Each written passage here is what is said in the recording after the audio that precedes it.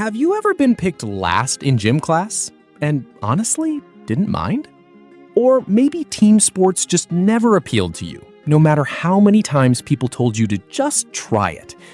If that sounds familiar, you're not alone. And psychologically, there are some really fascinating reasons behind it. Let's start with how your brain is wired.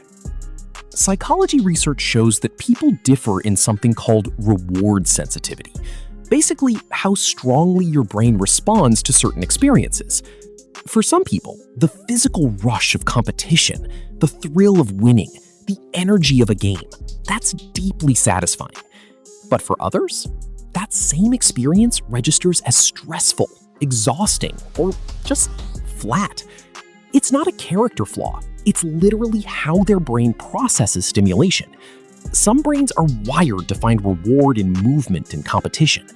Others find it in creativity, thinking, or quieter pursuits. Here's something that often gets overlooked: childhood. Research consistently shows that most of our strong interests are shaped during our early years.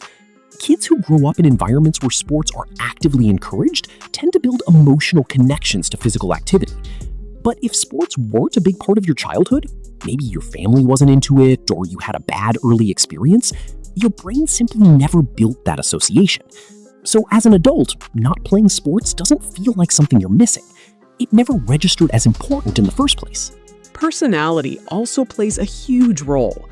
Studies in personality psychology show that people who are more introverted or who strongly prefer individual activities over group ones are naturally less drawn to team sports.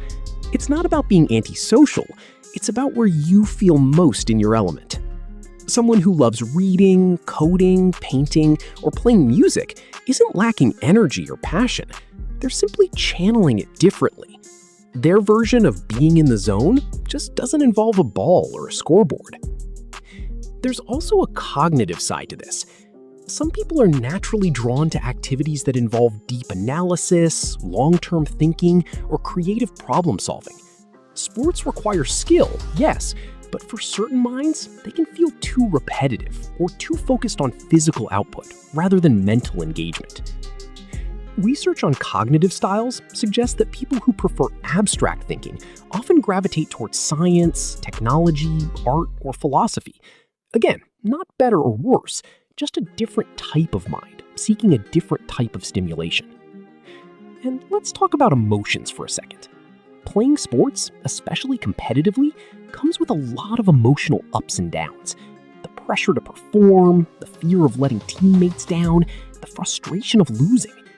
For some people, that emotional intensity is energizing, but for others, it's genuinely draining. Research in emotional regulation shows that certain individuals actively avoid situations that create unpredictable emotional highs and lows, so they naturally gravitate toward activities that feel more stable and internally rewarding.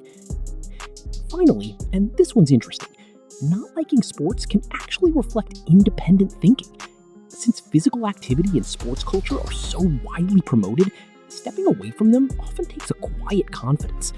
Studies show that people who are less influenced by social norms are more likely to pursue what genuinely interests them, even if it goes against the crowd.